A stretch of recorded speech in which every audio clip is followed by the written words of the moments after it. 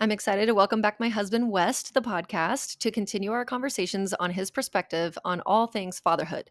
This time, specifically discussing home birth, his role during the birth itself, and his role postpartum. He talks about the stats and research that helped him feel comfortable with home birth as a first time dad with our son, and what he thought of the experience as it took place, as well as some tips for birth partners in general. He gives us his philosophy on managing the postpartum workload with pride as a partner, happy to provide in this way while baby and I rest and recover. And then at the end, we had a few random rapid fire questions from listeners about taking care of himself amongst it all, like how does he do that? Being tired in general, and then about the adding of more siblings, more children into the family, and how he manages that idea. Let's go. Welcome to Healthy as a Mother, the podcast for becoming and being a mother, with your co-hosts, Dr. Leah Gordon and Dr. Morgan MacDermott, two naturopathic doctors who get it. Each week, we teach you how to be the healthiest mother you can be, from fertility and preconception to pregnancy and birth prep, through postpartum and throughout motherhood, empowering you with the natural health guidance and education you're not getting elsewhere, so you can confidently navigate the broken system at large. The real, the raw, the untalked about. And remember, this information is not intended to diagnose, treat, or manage any disease. Always consult with your doctor before making any changes. The metabolic needs of pregnancy, postpartum healing, and making breast milk require more minerals than in other times of your life, and staying truly deeply hydrated during these times is very important. Nowadays, there are more options for this than ever, and ingredient quality and manufacturing integrity is very important for Dr. Leah and I. That's why we love Redmond Relight electrolyte powders. Mined in the USA, Relight contains Redmond's ancient unrefined sea salt with 60 plus trace minerals in addition to the appropriate proportions and forms of calcium, potassium, chloride, and magnesium that pregnant and breastfeeding moms need. Pregnancy demands a huge increase in blood volume and synthesis of an entire new baby, and that requires, you guessed it, minerals. This is the perfect blend to be sipping on during your labor or to have mixed into your bedside water bottle during breastfeeding. It tastes amazing, and my favorite flavors oscillate between mixed berry, strawberry lemonade, or lemon lime. Grab a sample pack option to try them yourself and use code HEALTHYMOTHER for 15% off your order of any of the products that Redmond has to offer, including their OG sea salt, other seasoning salts, natural toothpaste, bentonite clays, and more. Happy hydrating! Okay, welcome back to the podcast, my husband Wes.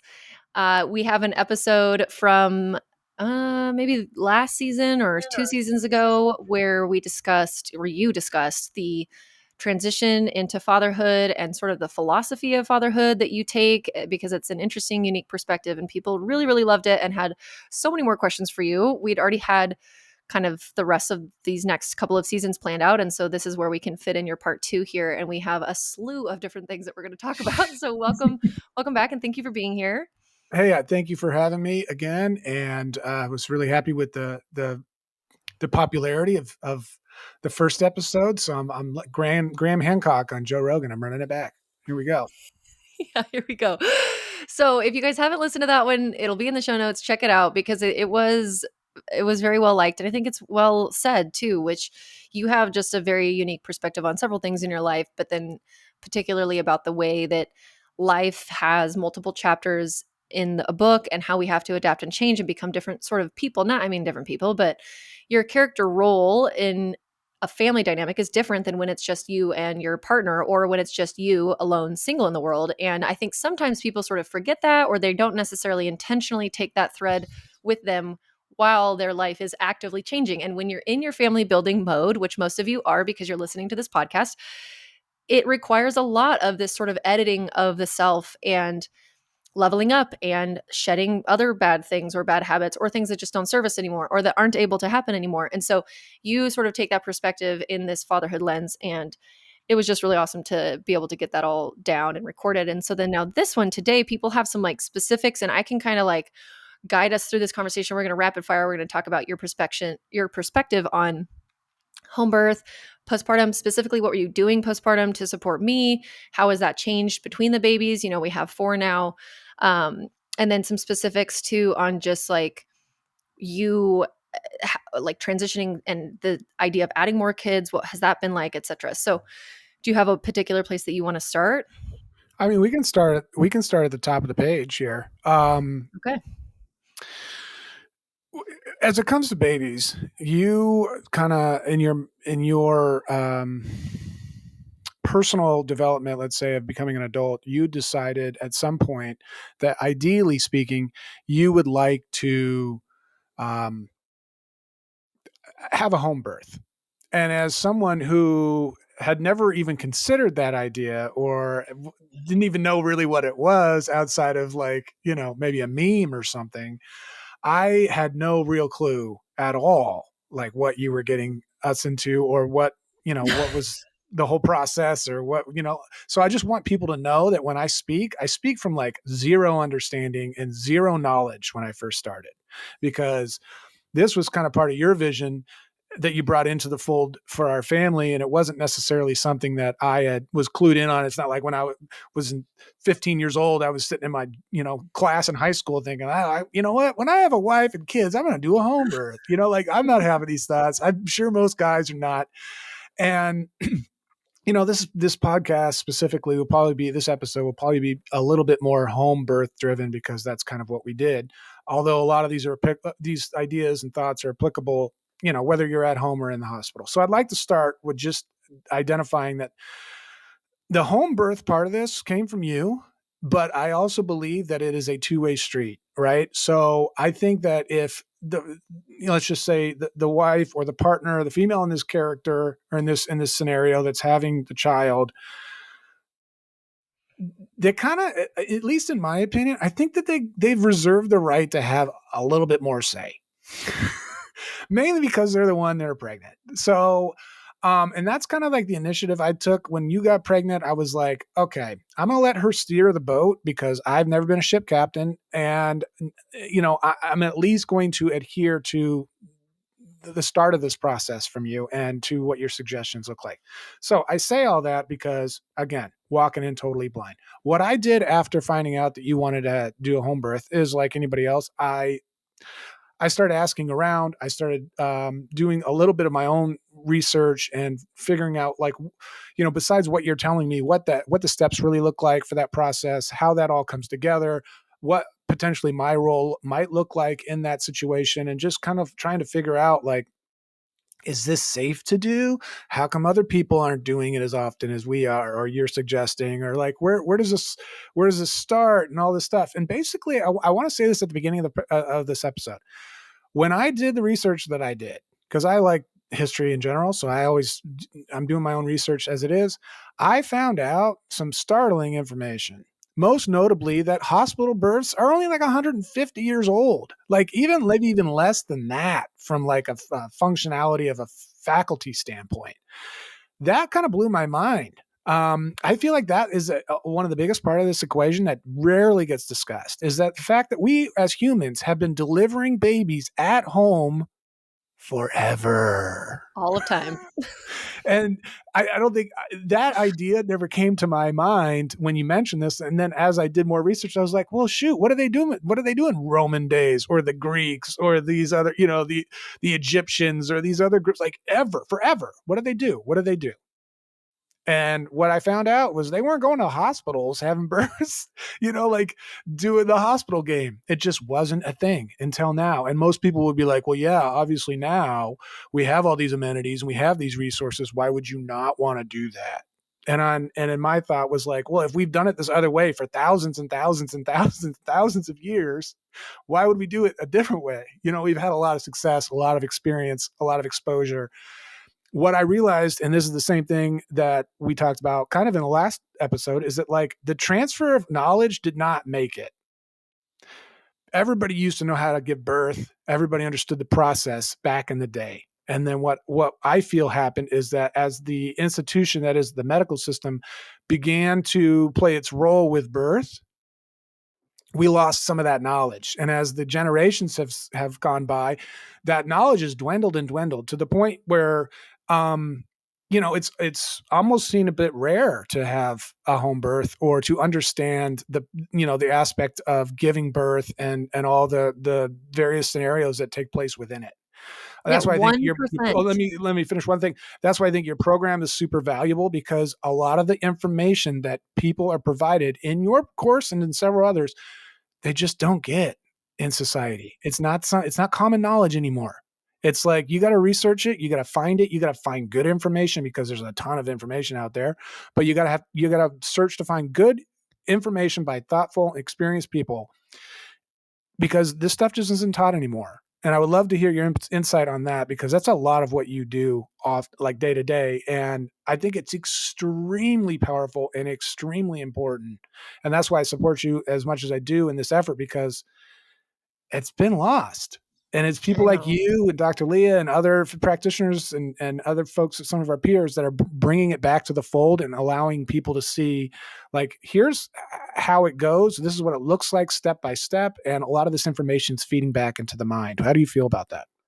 Yeah, no, I think that that's awesome, and thank you so much for saying it. It's what I was starting to say earlier was just that it's 1% of Americans give birth at home right now, Wow. and 99% of Americans are giving birth in the hospital. Actually, there's probably some percentage of that that is also like birth centers.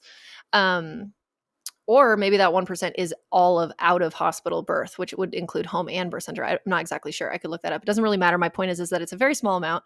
And yeah, so people would say, well, no, we have this technology now and it's safe when people used to die during birth. Yes, for sure they did. And the technology is good, but we've swung. It's like we had all this, midwife attended birth or women attended birth throughout all of history.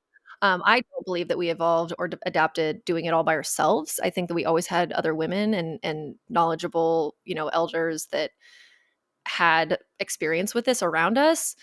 And I think that there's a lot of evidence for that too. Potentially in certain situations, it wasn't that way. Maybe it was more individual, but humans are such communal beings. It wouldn't really make sense for us to just be like, no, I'm going off by my complete own self. Like, no, it's nice to have some support. So anyway, then we swung into this like, oh my God, but we have all this technology now and all this medical knowledge, and we can play God kind of. And so we swung into the era where women, as was completely standard of care, were put out, basically drugged, and then their babies were pulled from their bodies with forceps. That was the way that birth was in the 40s and 50s. And, and that was like seen as the best way to do it. And it's like that just shows how much we kind of thought we leaned into the technology and the medical system a little bit too far. Now, obviously, we're coming back to center a bit with this, but it's just like home birth, I think, for whatever reason, gets such a bad rap that people are being irresponsible. And it's not for everyone. It's not. And if you're a low risk, healthy person, though, it could be for you. And I was 25 and extremely healthy. And with all the other ones too, I've gotten older, obviously, but I have not had any complication that would risk me out of it. And I would never put our baby at risk for this. It is something that I believe in deeply, though, that birth is a normal physiological event until it isn't. I am not going to try to say that nothing ever happens during birth, because it does. And thank goodness for the hospitals in those systems, in those situations. But I do think that there is something that a lot of people, Americans specifically, don't want to admit, which is that the hospital causes problems. And so then the hospital is there to fix the problems that they cause. And that is a really hard concept for people to understand. They just don't want to see it. They don't want to like look behind that veil and go, oh my God, what if that's true? If that's true, then my whole mindset is blown up and this paradigm shift, they just kind of don't want to see it. And yes, home birth midwives can also sabotage birth and they can also cause problems. It's not immune. It is a much smaller niche situation. And I think that it puts a lot more responsibility in the hands of the couple, specifically the woman, to do a lot of work around how she's going to manage everything, because there's not going to be the medical pain management of an epidural.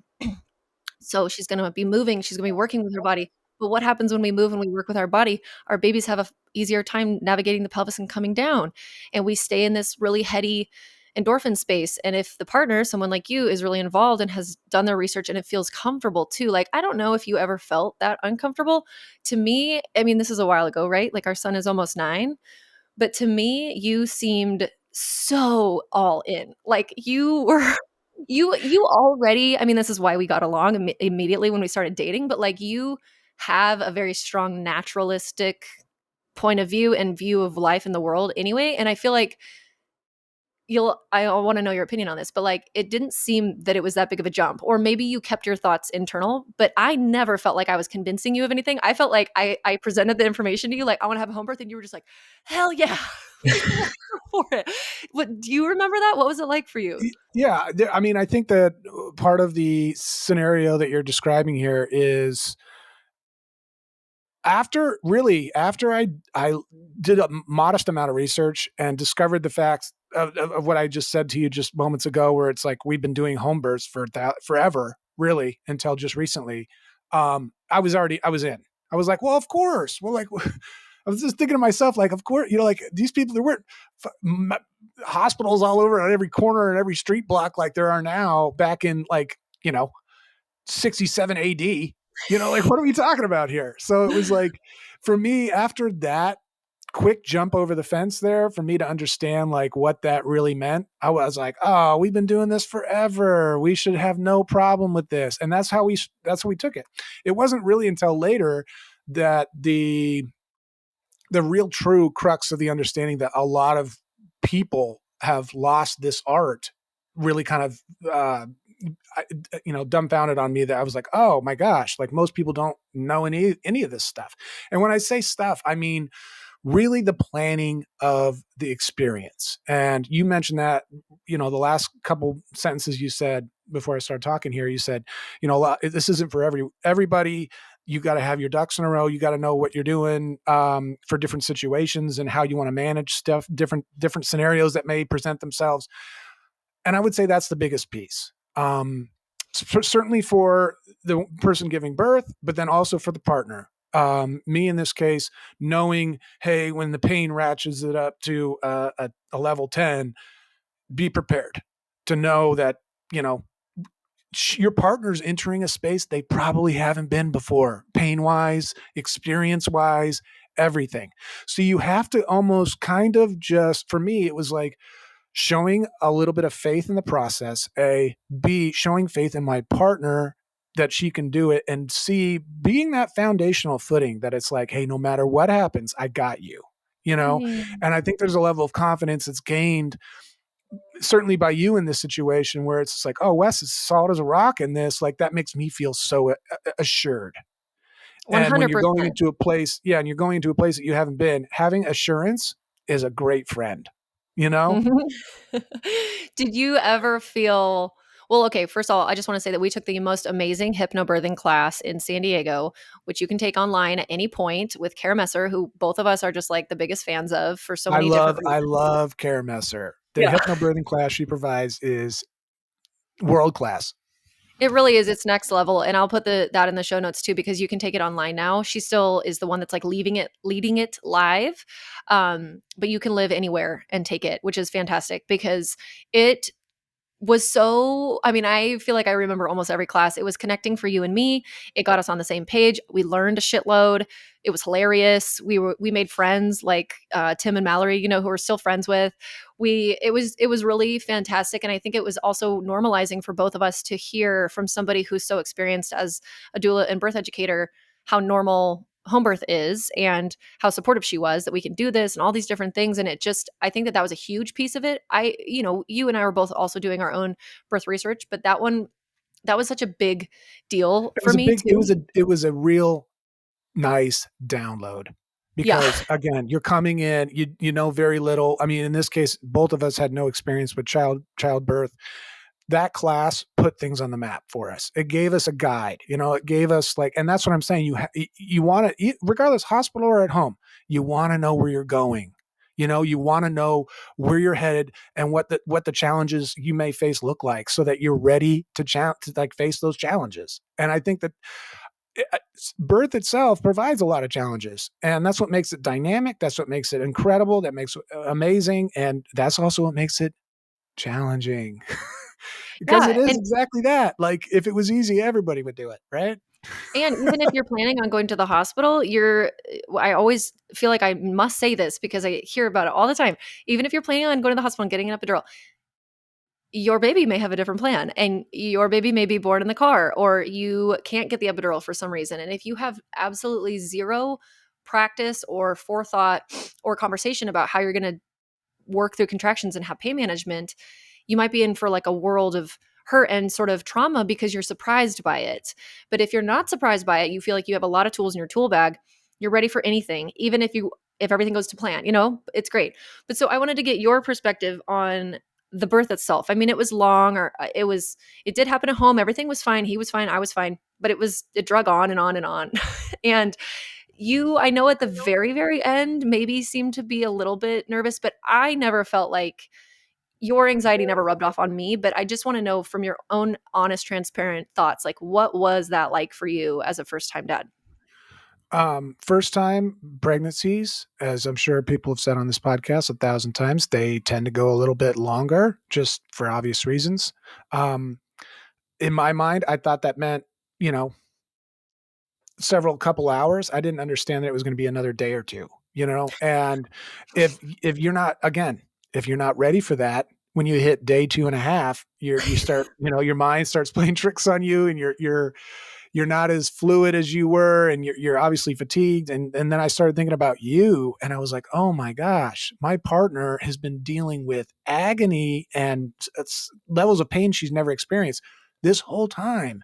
And I was like feeling really like worn out on day 2.5. And just for people to know, it's like a 3-day deal.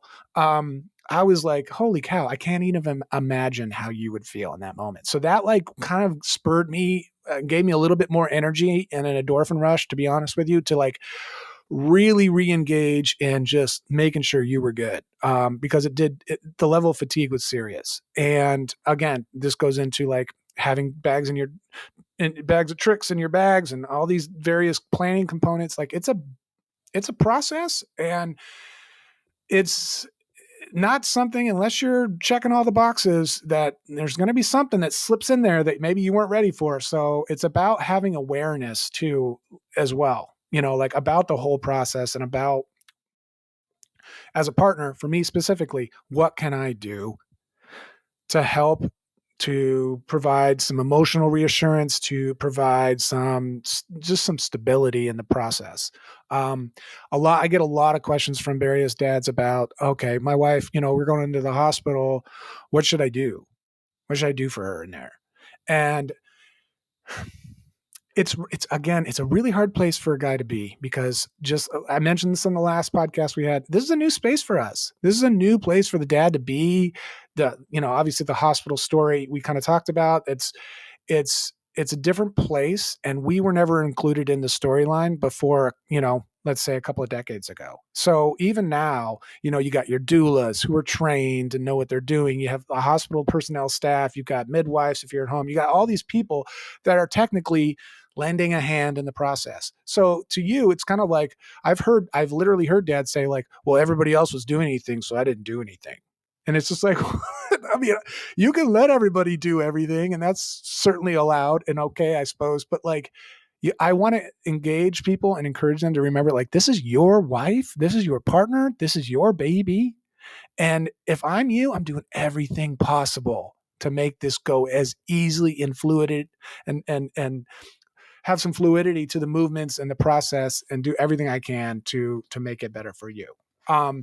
Real life example: food, water, petting, heavy petting around the ears, Not that around kind. your back of the neck, washcloths, like Squeezing literally hips. there's a lot of different things, and you'll learn these at the hypno classes and different things, but there's a lot of different things. There's massaging, there's swaying, there's movements, there's things that you can do with your partner to kind of help at various points in the process. So like all of these little things you gotta know, and then also like when to use them. Because it's not like, oh, okay, well, I'm going to stand her up and start swaying with her and stuff like that. It's like, no. You got to pick your spots for some of this.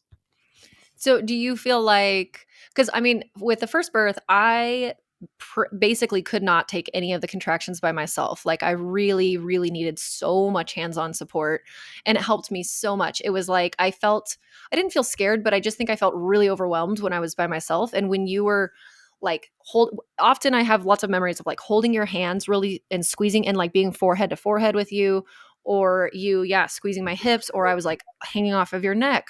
I mean, we did a gajillion over those couple of days. We did a million different poses, but you basically were with me every single one and Right. almost never left my side. And if you did, someone else stepped in.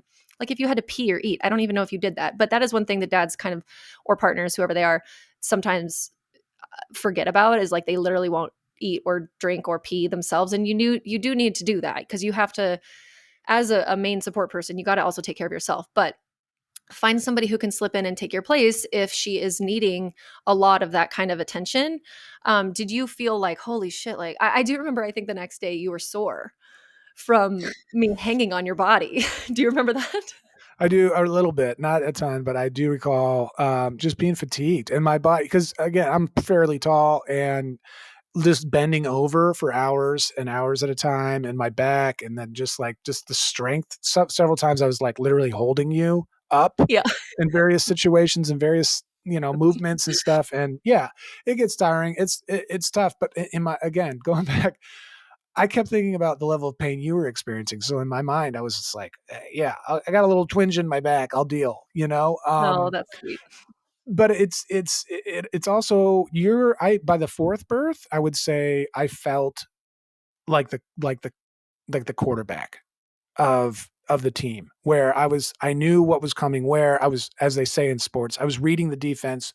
I knew, you know, we're going to need this in about 5 minutes. I knew we're going to, need, at a certain point in our last birth, I told the midwife, I was like, hey, Janice, I think you need to step up here and do X, Y, and Z. And she's like, okay. And even though she could have done that on her own, or she could have done it, like, it felt like she was allowing me or us in this scenario to own the process as much as we wanted to. And then she said, I came to her and was like, hey, I think if you get in there and do a couple things, that this baby's going to pop right back out. And it was because it was in flow with the situation. I knew what to expect, and all that comes with experience. But it was also kind of like, I wanted to own that whole process. I mean, I joked around about having an unassisted birth before that, but it was like, I gained so much pride in a home birth setting, because it was like, it was us, and we Yeah. did this and we had this baby. And that's where a lot of the emotional pride and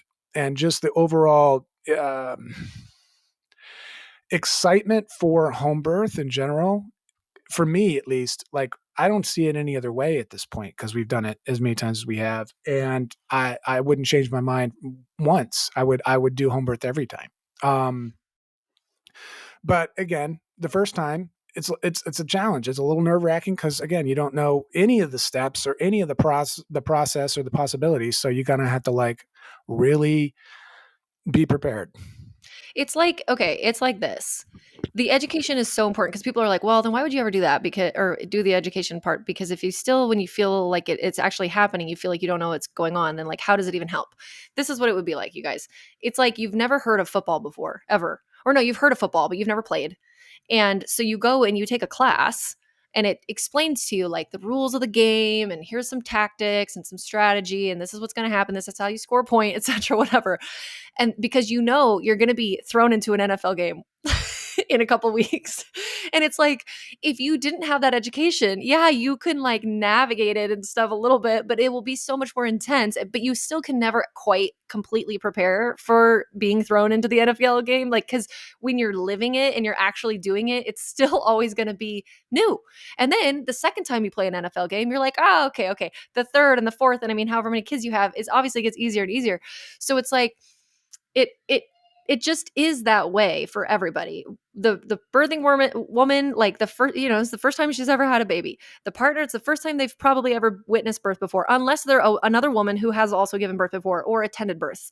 But that is not, like the situation for everybody. So it's like, no matter what happens, this is a new, and we just need to be as like kind of into it and supportive.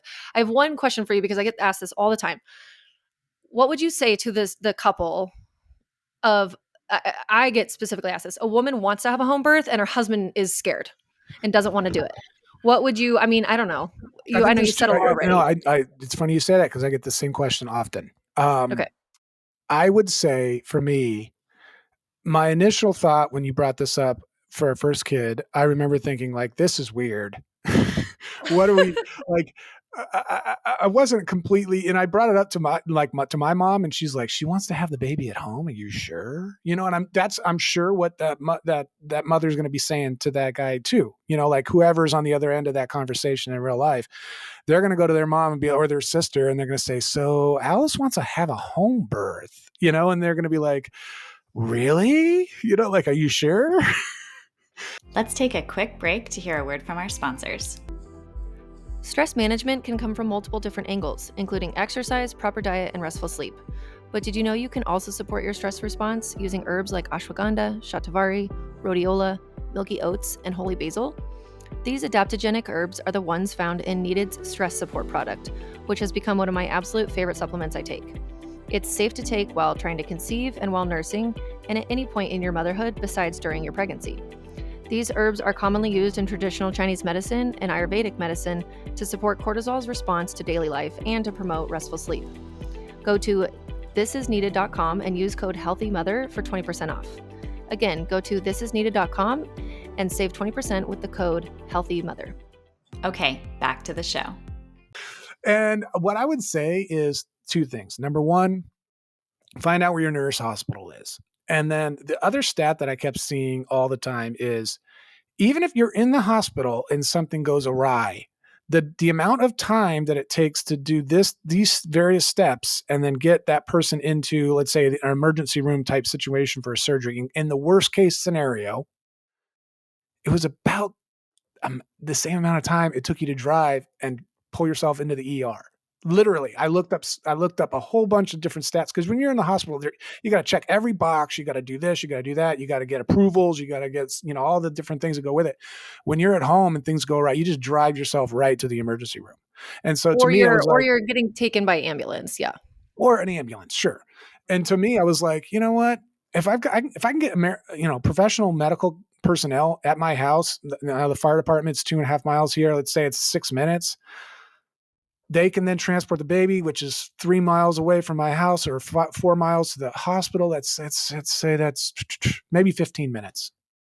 And we can get that baby to the hospital, or to that mom to the hospital. I was like, I don't know how much faster they're doing it in-house, because I'm sure that there's boxes that have to get checked. I'm sure that somebody's got to get screened, or they got to get approval, or this or that or whatever. I know some of that because I've seen it. It may be a minute or two faster, but it's not like light years faster. And I think that's a big thing that people need to understand, at least in my knowledge. It could be a little quicker. I'm sure that it is because you're on site, but in the same breath, it's not going to be catastrophic if it goes the other way and you need to just get an ambulance to drive you there. It's it's similar. And midwives at home are not going to wait to that point, right, before they would transfer anyway. And that usually when a baby is crashing and we need an emergency C-section is because they're not handling Pitocin well. Babies don't tend to crash in that sort of a speed at home. They're being monitored. It's, natural endogenous contractions. Obviously things happen, and there are deaths at home too. There are cord accidents. There are stillbirths that we're predicted for. There are complications that can happen. Of course, I'm not trying to say that never happens. It is a lot rarer. But that might also just be accounted for by the population who's choosing to birth at home is then lower risk and all these different things. It's hard to tease out all those factors. But my point is, it's just that a home birth midwife is not going to wait to the nth degree point where they're like, holy shit, now they're calling somebody, Let me just say that. I'm going to jump on that. That's a huge piece of the equation. They're not waiting for the last second. And that's it. You're going to be way ahead of that, like a day ahead of that at the home setting. They're like, things aren't looking great. Because they'd rather like phase you out in an emergency care anyway. So they're like, you know what, let's just be precautions. They're not like egomaniacs, these midwives. They can say, okay, you know what, this one doesn't look like so super normal, or this is the patterns here are off. Like, let's err on the side of caution and we'll just have you go in. I've seen that happen many times. And most of the time the baby's born just totally normal at the hospital, and that's fine. Great. Yep. It's not a competition. I think my ultimate goal, when you said I want to have home birth, my ultimate goal is like, I just want a healthy kid. Right. I just want my baby to be healthy and good and ready to go. And that's what we got. I would also say the second piece of it was just the research that I did into like historical birthing, which I found to be all at home or in a tribe setting where there were a slew of people who had tons of experience that didn't have any type of an agenda or additional meds or anything like that that would offset the timeline, which I feel like is what happens, a lot of times in facilities. The timeline isn't matching kind of what they thought. And they're like, okay, well, we can do this or we can do that. We can speed it up by doing X. And it's just like, 1,000 years ago, they weren't speeding it up by doing X. They weren't doing these measures that we do now to kind of like manipulate the timeline. And I think that people get you can have totally normal babies in that environment too, where you're, timeline gets manipulated or this or that, and it's totally fine. But in the same breath, you can have totally normal babies when you don't do that, Right. and most of the time, and I'm going to run a risk by saying something right here, but I'm going to do it. I Go for it. honestly believe that because our society has been groomed on purpose and grown to be so limited on attention span, I think that plays a role in birth. I think people are so used to things happening organically, naturally, and quickly that they want it to be that way. And then at home, you run the risk of it taking longer. You may run the risk of, but I can go to the hospital and, and if it just move things along, and I'm not sure people even know that that's part of the equation, but like they know that they can get meds there, they can get something that help contractions, they can get various tools and access to tools that you don't have at home. And I think that fits with the way society's going in a way, if Yeah, that it's makes like sense. yeah, I see what you're saying, and I do think that it is a component. It's like we want convenience, we want predictability and ease and simplicity, and it's like sometimes that can be achieved when we are manipulating the factors like you mentioned. It also though is presented unfortunately as if there are no risks to those types of interventions, and that's just not the truth, right? We're seeing that now with our 30%, almost over 30%, something like that cesarean rate in this country, and it's like Which what compared to other countries is insanely high. Yeah, and we have one of the worst maternal morbidities in the world. The United States does. We're just meddling a little bit too much. Obviously, there's a time and place for cesarean, there's a time and place for induction. There really is. There really, really, really is. I know there's going to be some people who don't think there is a single time and place for either of those things, and I don't agree.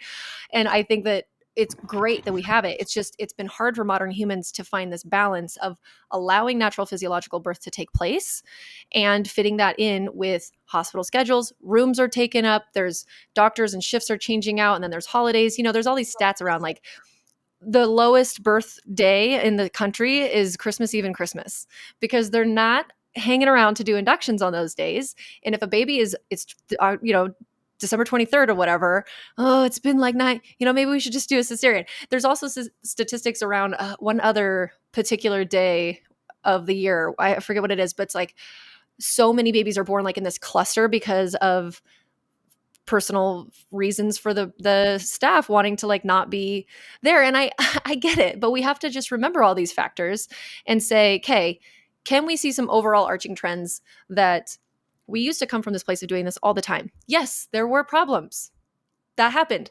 And now we can get to a place with our balance of knowing how the body works and physiology and being humans, being mammals designed to birth vaginally, and having this cool, awesome medical technology of backup safety systems. How can we smartly use both systems so that women have the benefit of the physiological birth where possible? And then when we need to, truly need to, not because of hospital policy or insurance models or schedules or things taking too long, where we can use those interventions, and it's just like we haven't found that middle Goldilocks ground yet. And so this is why couples like ourselves choose to birth outside of that system to give ourselves the best chance. Because I really believe if Gage had been born in a hospital, I would have had a cesarean, no doubt about it. He was fine. I was fine. It was just taking too damn long. And my contractions were not on the normal pattern. I was dilating very slow. I stalled out at 9 centimeters. It was just like they would have given me some Pitocin. They would have broken my water. Something would have happened. And I think mentally, had I been there too, I would have maybe lost that. I was teetering on, I had almost no more confidence left in this whole process at the very end. I was just like, the level Well, of I think, fatigue. I think, yeah, the exhaustion level, and I think that's where a lot of mothers go. It's just like I've reached a point where I didn't think I could go any further, Yes. and I've heard many people say that exact line where it's like I got to this point in the process and I just couldn't do it anymore. And to me, I always think you can, Yeah. like Yeah. you're built for this, mom. You can do it, like, and of course there's various situations and various settings and different things happen for different people and it is what it is. But to your point, even when we were with Gage on that on the third day, and it was like the 8th hour, and I was just like exhausted. I was like, it was still not a thing in my mind where I was like, oh, we gotta go, we gotta transfer you out of Yeah. here because it was so dangerous. It was more of just like, and this goes back to my last comment. It's like, we're used to things happening very fast, and when they take longer than you think they should, and then people start getting concerned, and all these various questionable situations start arising, and you're like, well, this if this doesn't happen by this time, and then we got to worry about X, and it's just like, let's just calm down, let the body do its thing. I think that's one of my biggest things for a guy to hear, is that the body is amazing, especially the female body. It is absolutely priceless, and it does things that you could never imagine. And that's what I think, out of all these births, my biggest takeaway is that your body is just like on another level. For Totally. it to be Same, able to same. do what it does on the front end, build the baby, hatch the baby, and then provide the food and the nutrients needed to keep that baby moving. And not only do humans do this, all animals do it. It's just incredible. And I think when you start leveling all those out, you see one thing comes clear to me.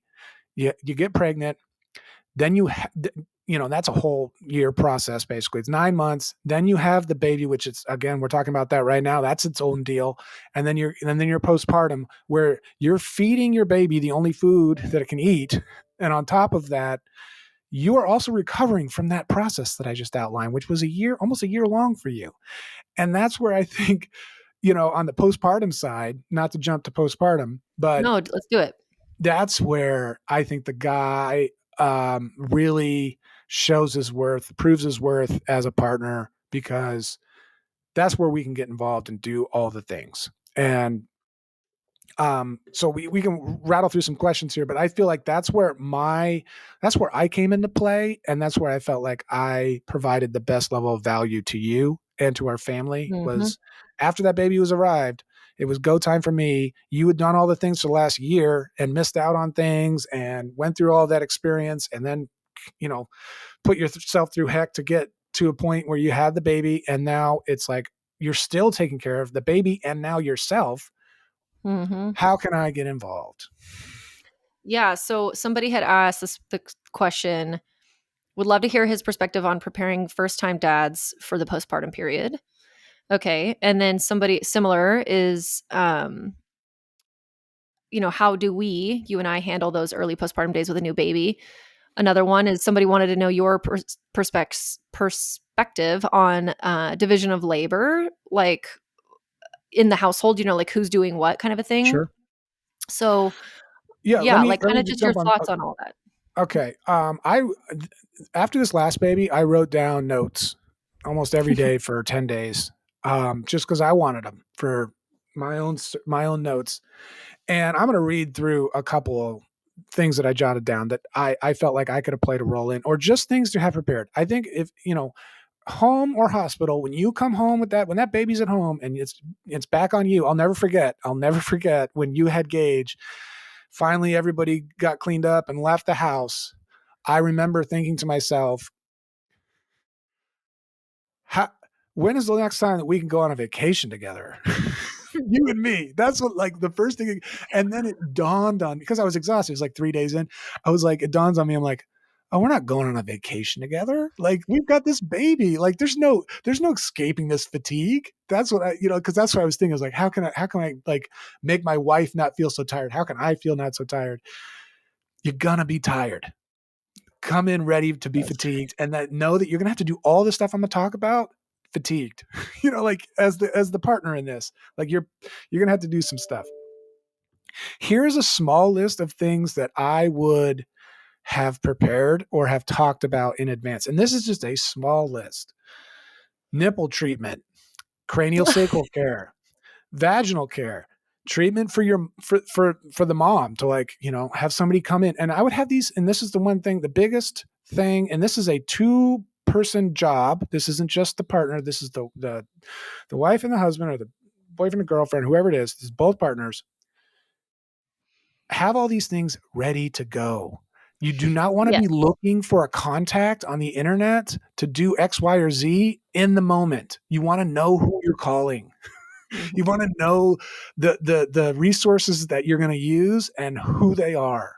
So, and in most cases, get them in advance. But a lot of people don't do this. I mean, you get calls from friends and family and other patients and stuff in an absolute panic 2 days postpartum, 4 days postpartum, because they hadn't considered X. And now they're like, who do I call for this? What do I do? What do I do? Okay, and really quick, let me just list that off. I talk about this all the time. You need to have your lactation consultant identified, your IBCLC. So it's called International Board Certified Lactation Consultant. I think it would also be a really good idea to have a meal train set up like mealtrain.com with friends and family. If nobody lives close to you, they can still donate money that you can use for meal delivery or grocery delivery. I think you also ought to just have either a chiropractor or massage therapist, ideally both, that could come to your house. If you don't use them, fine, whatever, but do a little bit of the research. You have to call and ask, hey, do you do home visits? Does it charge extra? Which days of the week are you working? Because if you find yourself in a lot of body pain and you would really benefit from something like that, or is there some kind of a postpartum doula that can come and do a belly binding service on you, and a massage therapist? Like here in town in the Treasure Valley, there's Megan Doyle, who is amazing, and I'll put her information in the show notes too, who can come and do several different things. And so whether or not you're going to use these people, fine, whatever, but it takes maybe an hour to start to do this process. And it seems like, oh yeah, I'll do that when the baby's born. No, you won't. You just won't. You'll just suffer. So figure it Right. out beforehand. So yeah, I'm I glad that mean, you have yeah, that yeah. note. Chiropractic. I mean, your bones are being moved in this process. So it's like Yeah. chiropractic care, IVs, potentially even just to replenish your nutrients. A sleep plan for the two of you, like who's managing the baby at what time and how you, like having all of the things that you might need for that baby. Tongue tie potentially. Medical care that the baby might need. The baby might need medical care. In a variety of fashion. I mentioned cranial sacral. It might not be your classic MD that you need to see. It might be somebody else that's a trained practitioner that works on babies all the time. And, like I think cranial sacral for a baby is absolutely imperative. Yeah. And that rarely discussed. But like the day that I feel like the day that a mom feels the day of a birth, the day after a birth, compared to that third day is a whole different person. Like there's a lot of endorphins and just energy that's moving through your aura and through your body when you have a baby, and it takes away a lot of the pain and a lot of the fatigue and a lot of the trauma that your body just went through. It just makes it go away. It's magic. But day 3 comes and you're like, oh no. Like I have a note from here that says, day 4, mom is super fatigued. Quote, every cell in my body is tired. That's what you said. Oh. And so it was just like the pain, the fatigue, all the stress, everything is starting to set in. And, the endorphins are flushing out, the hormones are shifting a bit, and it's kind of that high that you were on is starting to walk away, which is fine. It came there to do its job. And then after the baby's here, it's going to ease itself out of your space, but you got to be ready. You got to be ready, and your partner's got to be ready to be like, holy cow, my wife seemed great after giving birth. I've seen a million pictures of this, and friends be like, oh yeah, Allison's doing fantastic. And she's just, look at these photos we got of the baby. It's like, she's going to go for a walk or whatever. It's just like, whoa. And then I talked to him again 2-3 days later, like, oh, she hasn't left the bed. Like she's super tired. So be ready for that person to not leave the bed. Like that's a huge piece. And you instruct a lot of moms to hunker down. This is the Yep. time in your life to lay in a bed for 10 days and don't move, like, and I'm a bit facetious in this, but like the idea here is to let your body recuperate after such a trauma. And most people get right to it and getting back to their regular patterns and their, I only got up and just got a cup of coffee in day 5 or whatever it is. It's like, or I went to Starbucks, and it's just like, whoa. Okay, well, Reel and I that would back. say one thing too that a lot of people I hear is that they're like, I would love to sit and be in the bed for 10 days, 2 weeks, something, but maybe if their husbands have to back to work, then obviously that's one thing. But if their husbands don't have to go back to work, how can husbands prepare for all of the things that they have to do? Because you are really good at this. You were good at the first time. Obviously, it's gotten better and better as we've learned together too, and just clearly setting up those expectations. I mean, I know that you knew by the time that was going to be my fourth postpartum, but I remember specifically too during the pregnancy with Sunday talking about it being like, just so we're clear, I am not going to do anything for 2 weeks. Like, I'm not doing the dishes. I'm not doing the laundry. I am going to make myself, because I did that with after our second baby. And then I didn't do it after our third baby because I got a little cocky. I thought I understood what was I thought like I felt good. I kind of did that thing that you're talking about. And I was helping, but also because of the age gaps of our kids at that time, I felt I really wanted to be more involved with Savi. She wasn't even 2 years old yet. You know, it was really hard for me to stay in bed, and I paid for that later, and it really it sucked. And then to come off of with a baby too that like never slept, our third never slept, and so that was really, really hard on me. So I was like, hey, we have 3 other kids. It's so much work for him, but if we can manage this where you really know and I really know, and I am just like fully healing and also expecting to have to go through all the tongue tie bullshit that we have to do, which is so much work and so much pain for me. Like, I'm not going to do anything. And so I really didn't. And so people, I think men need to hear, this rests on your shoulders, or whoever the partner is. It is going to be on you. Like, you have to step up. It's a short period of time where you're managing all this stuff, and it's crazy and it's chaotic. And I hope that you know that I was so grateful for all the things you were doing, because I remember specifically you going back and forth, laundry, just the laundry, like walking by the room, doing so many things and cooking, and then the snacks and all the kids wanting the snacks and blah blah blah. And I would just like, maybe if I came out into the kitchen for a hot second and looking around, and like the house was just in like disarray, because it's like, how do you manage it? Because you were bringing me food 4 times a day, you know what I mean? And I think a lot of women want their men to do what you did, and it's not something that they know about or even think is like a real thing. But can you just tell them that it's a real thing that they Yeah, it's a real thing. And it's also like one of the things I'm most prideful about, because it's that time, that one or two, three, 4 times in your life where your partner like needs you. Yes. And I would say it will be remembered how you play this game.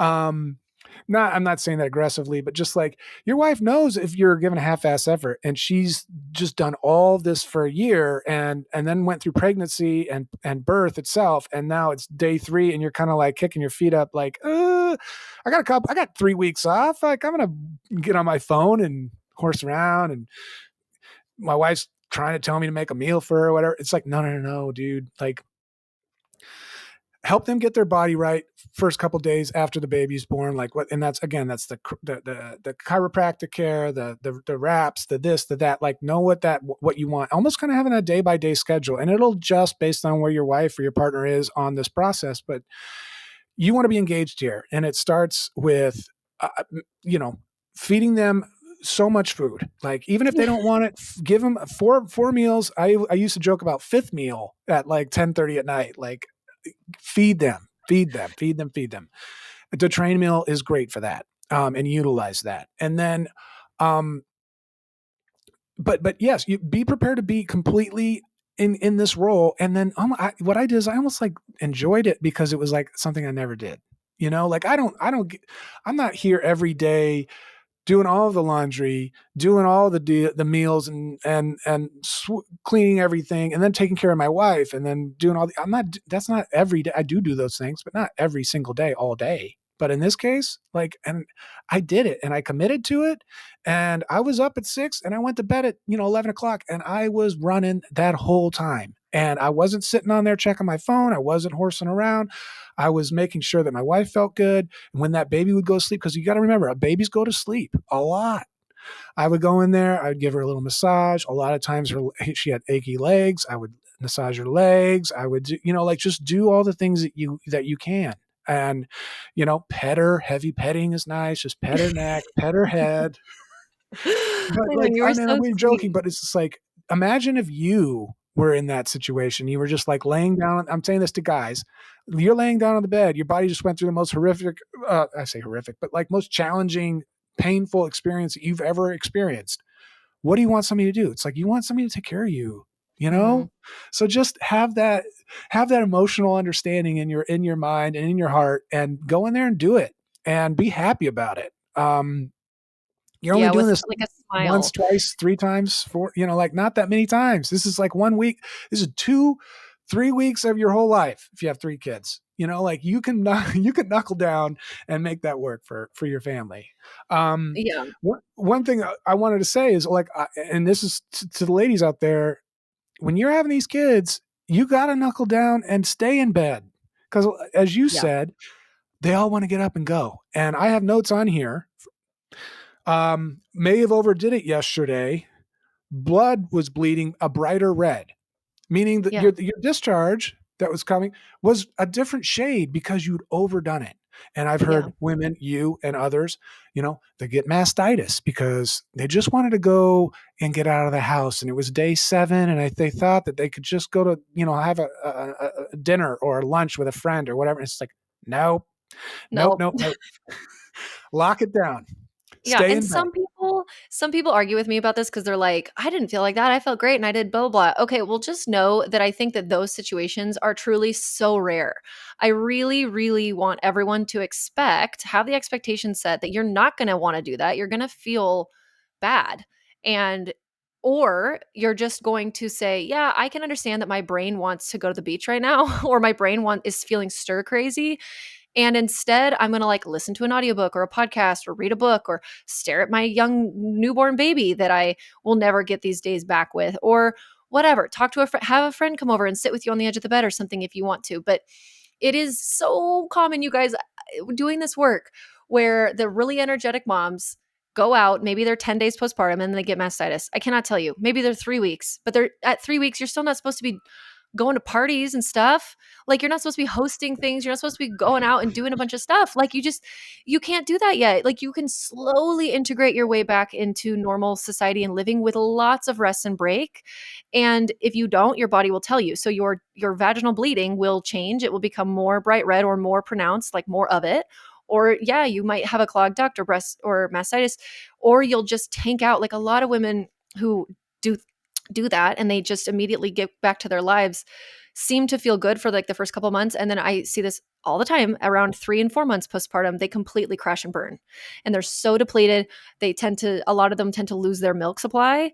Maybe they're going back to work too, so the timing all adds up to this like really big kind of like worst case scenario of everything being bad, but it's really true. One thing I really just quickly wanted to touch back on is you and I quickly decided, well, first baby, you were up with me in the middle of the night the whole time because we had to do this triple feeding thing with him. Second, third, and fourth babies, we sleep in different areas. And I think that's a great plan. And I don't hear it enough. I think that people really need to embrace that if they can. If mom can manage the baby in the middle of the night so that the partner can get a really good night's sleep, so that they're completely able to take on that very busy day that they have ahead of them, taking care of the whole house and all the other kids, that works out great. Because honestly, what can a partner do in the middle of the night that much anyway, besides change the baby or burp them or something? It's like, mom, the baby wants to be on mom. The baby wants to sleep on mom. Breastfeed, diaper change takes 10 seconds. It's like, not to say that moms don't need help or shouldn't need help in the middle of the night, because I did with Gage as a first time mom. But as you become more experienced, just lean into that idea that like you for sure got a really good night's sleep every night. You probably slept like a baby because you were so tired from all the things you were doing in the daytime. And I felt good about that. I never felt like I was left alone in the middle of the night and like I really needed you. But if I did really need you, I went and I got you, and you were always willing to help me too. But Right. I And more I would wanted say, you. unless, let me jump on top, unless there's a circumstance that requires your input, if you're the partner in this, if you can get that sleep that she's talking about, I think that's huge. Because I'm just thinking about, the mom is going to be interrupted multiple times at night. They're not going to have great sleep, right? So in my mind, I was like, okay, if I can get up with a full night of sleep and then manage all the things, and then when this baby goes, because again, babies go to sleep a lot. If this baby goes to sleep and my wife can go to sleep, that's huge. So my half of what I did was like trying to set up the environments in various situations so that Hey, as soon as that baby went to sleep, I got you some food. Immediately as the food was out, I took the plate. I gave you this. I got you a smoothie. I took that out. And then you went to bed. Yep. And then the baby would wake up and you would hang around with the baby for an hour and a half. And then the baby would sleep. And then I would say, what do you want now? Like, what do you, what can I get for you? And it's, cause the babies, it's like 3 hour chunks, it's like, they're on, they're off, they're on, they're off, they're on. And so it's like, for me, or any partner out there that wants to get, really engaged, it's like, when that baby's asleep, that's your go time to get mom anything she needs, support her in any way you can, and basically do all of the things kind of in those gaps so that she's free, that she can go to sleep immediately or just lay down or whatever. And so another thing I want to bring up was visitors. I was a gatekeeper. I felt like working on a front desk somewhere. People would come over, they want to come in, they want to see, and if you know sales at all, like there's usually somebody keeping you from who you want to talk to. That's you in this role. Like, I would say, and this is just my own personal preference, I don't want anybody to handle my child for like at least a week. And best friend wants to come in and cousin wants to come over and mom and dad obviously have to. And then, brother-in-law wants, sister-in-law, all of a sudden it turns into 15 people handling this baby. And given the time of year, if it's the middle of the summer and there's not much going around, okay, great.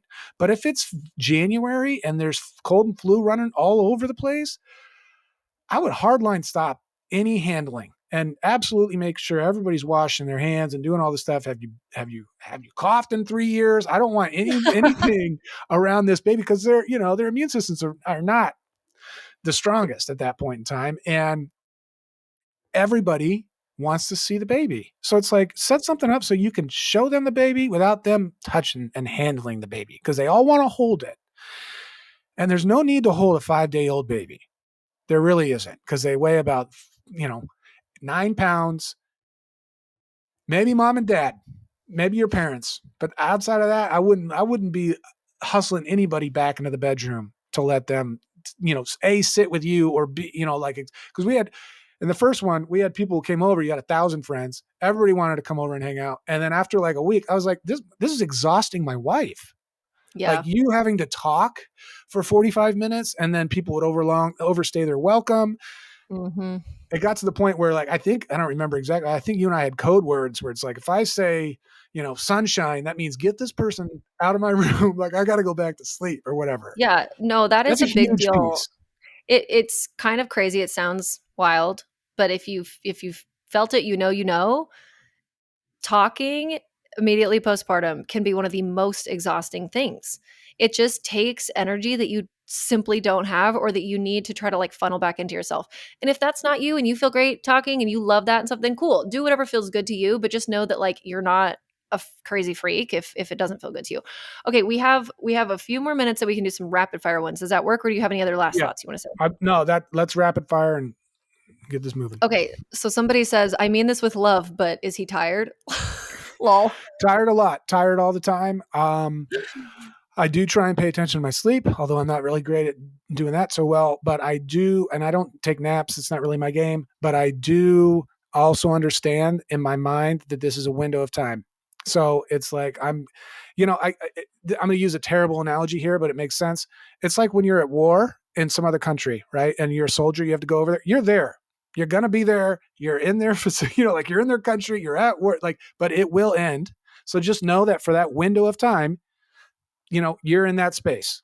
That's simply, can't put it any other way. So yes, will I be tired? Will I be fatigued? Sure. I often compare it to your level of fatigue, and it's not anywhere close. So it's like I can bite the bullet and just keep moving the train along. Eventually, I'll go to sandals in the Bahamas and have a week-long vacation. After 10 years, because we just keep running it back. Okay, somebody asked, how does dad fit it all in? Like working out, work, time with the kids, time with wife, life chores? On the last one, I talked about spinning plates, which is an analogy I use for when you have a lot of things going on in your life. Some of them are financial, some of them are personal health, some of them are family, some of them are your wife or your partnership or your relationships, all these different things. You want all those to be spinning at the same time, right? So for me, I know when some of those plates get a little wobbly. And like an example for me on a personal note is like my personal health hasn't been as good as it has been historically. And that's because I had 4 kids in 6, 7 years, like, and I understand that. Am I making adjustments? Yes. I think a lot of it has to do with like looking after you're in it, looking, kind of taking a moment of clarity and saying, how can I better spend my time? How can I adjust the systems that we have in place? How can I reevaluate my patterns, my own personal patterns, whether they're positive or negative? Like, do I need to go out with the guys on Thursday night? I have a 7-month-old baby. Do I need to do that every Thursday and go and, watch Thursday night football at Joey's house or whatever? It's like some of this stuff you're going to have to figure out and be like, what, I got to replace this with something else. And so that's all part of the growth process in this. But yes, I would say the level of fatigue is real, but no, you're in the window for a short period of time. Yeah. And then I think one thing that you and I always do too is like we reevaluate once we're in a different milestone. Like recently in the last couple of months, we're not anymore, but we had night weaned our 4th baby. And so then things were starting to kind of feel different again. Like it was like, oh, we're in this new, I was sleeping all through the night. I was waking up earlier with her because she was awake in the morning. So then you and I kind of had this like hour before the other kids were even awake to have the morning. And we were starting to talk about maybe that's when you can start to work out now because you prefer to work out in the morning. Like there's going to be things that shift and change with all your other kids that are coming along, and how do you make that work? One thing too I wanted to note here, which I thought was really cool, we don't do this anymore, we should, but when Gage was young and I was in med school and you were working, we were living in San Diego, we would do like our nights, quote unquote. So like, let's just pretend that for that quarter, because my schedule was always changing, on Tuesday nights after dinner or around dinner time, it was like your night. So I would know that was happening. And then you would make plans with like a friend or to do something and to go out to eat or whatever. And then similarly, like maybe on Wednesday nights, it was my night. So I'd like go to a yoga class or meet up with a friend or whatever. And it was just a time scheduled into the week always that really helped, I feel like, in that time period of our life. At least me, I remember that being like a huge reprieve. Like I remember going to those yoga classes at night and just being like, I needed this hour and a half to be able to just know that like you were feeding him and getting him to sleep, and I was going to just not be on for that time, So those kinds of things I think are big too. One other question here that is a common one that I want to make sure we get to is like the idea of adding more kids. So advice for dads of one considering to add on a second kid, or just the idea of adding more kids. Like what's kind of your overall thought on that? I think that if you're batching them, it's great. And by batching, I mean like scheduling out, not scheduling like the moment, but like having a rough idea of the timeline in which you want to do that. The more that you have them at the same time, the better, because it's like, you're already not sleeping. Let's just run it back, you know, it's fine. I think anymore that question is, I don't view that question as, oh, having a baby is so challenging that, having multiples is just is overwhelming to me to consider. I think really, for me, when I hear having multiple children, I think of 15 years from now.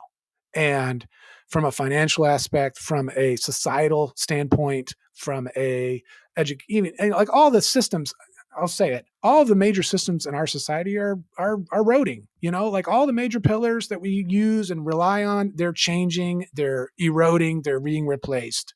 Whether that's the medical system, the financial system, the media, all the systems. What is that going to be like in 15 years from now? And do I want to introduce my child to experience all of that? And in my mind, I said yes, because I felt that like I would do a good job and you would do a good job as parents for these kids, and that they would grow up to be good people and good and potentially good people in society, because we need people there. Society needs good people too, right? So if we can teach them the little secrets and the pieces that aren't taught, and raise them to be well-rounded, great individuals, then that's great for us, and then also great for the larger society at large. So I was like, yeah, let's do it. I know things are a little dicey these days with some of societal's happenings, but I think in the same breath, it's like, it's going to take people like our kids and our peers and people like that to kind of like shift into a new change anyway. Yeah, and I will say too, like about even just like adding what is it like to have more kids and stuff. To me, it's like you're already there, like you just said, sort of. You're already yeah, go ahead. One thing I would say is like having one kid, that's a challenge. Having two kids, you just found a playmate for that first buddy. And I know that you talk about this on podcasts all the time, having one versus two or whatever. When that second kid comes in and they're at an age where they can play with the first one, game changer. Yeah. All the time, all of the effort that you spent on that first kid and the second kid, trying to get them to a point where they can communicate and they're old enough to like walk and do all the things. It's like all of a sudden they have a teammate and it takes all that workload off of you. If you didn't have a second kid, you're still managing a lot of those ins and outs, you know? So to me, like when we had a second kid and she got to the age that she could play with the first one, I was like, oh, this is great. Right. I know, You and know what I now we're mean? at the point where it's like the first two are off running around all of the time together, and sometimes the third one joins in on that, but it's like sometimes, time goes on where it's like hours that they're just off doing Right. whatever. And I feel like too, one thing that I can really see now after having a fourth that people said was like, if you can get through the first three, if you can have three, that three is the hardest. And I would agree with that. I think our third's personality for that first year was extremely tough, but also it's like, yeah, yeah. Um, you're outnumbered, all of those dynamics, whatever, whatever. But by the time you're having a fourth one, child number one is old enough usually, unless you crammed them all in really fast, is old enough usually to be like really self-sustaining. And it's like, oh, I can see how people have these like huge families now. So anyway, okay, we've got to go. Wes, thank you so much for coming back on again. I love you so much. I think you're so smart and cool, and this episode makes me want to have another baby, so there's that. I think me and Leah's husband, Mike Gordon, are going to have a podcast in the next season. So keep your eyes out. Oh my gosh, are you? Know about it. Okay.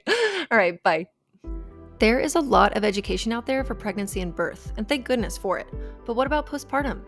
Many parents feel blindsided by how dynamic and intense the first few weeks with a newborn can be, and I've created a course to change that. Introducing the Immediate Postpartum series. In this 11-video course, I teach you and your partner about all of the different types of decisions that need to be made right after your baby is born, the ways that your body and your baby's body will be changing rapidly over those first several days and weeks, how to recover from birth, whether it's a vaginal or cesarean delivery, how to establish breastfeeding, it's basically a breastfeeding 101 course, and the nuances of stool changes, diaper tricks, newborn sleep, placenta options, mindset, circumcision, and more, so that you and your partner know what to expect and can feel prepared and confident in what is normal and what is not, and get back to enjoying your new baby. Click the link in the show notes to start prepping now. Thanks for listening to this episode of the Healthy as a Mother podcast. In order for others to hear this information, please leave a review with Apple Podcasts, subscribe, and send to a friend who could benefit from this content. We're so excited to share more on becoming and being a mother next time. And please remember that the ideas and views of this podcast are for informational purposes only and are not intended to serve as a substitute for medical care of any kind, including the diagnosis or treatment of any illness or disease. Consult with your provider before integrating this information into your own care plan. And remember, a healthier future starts now, and it starts with you.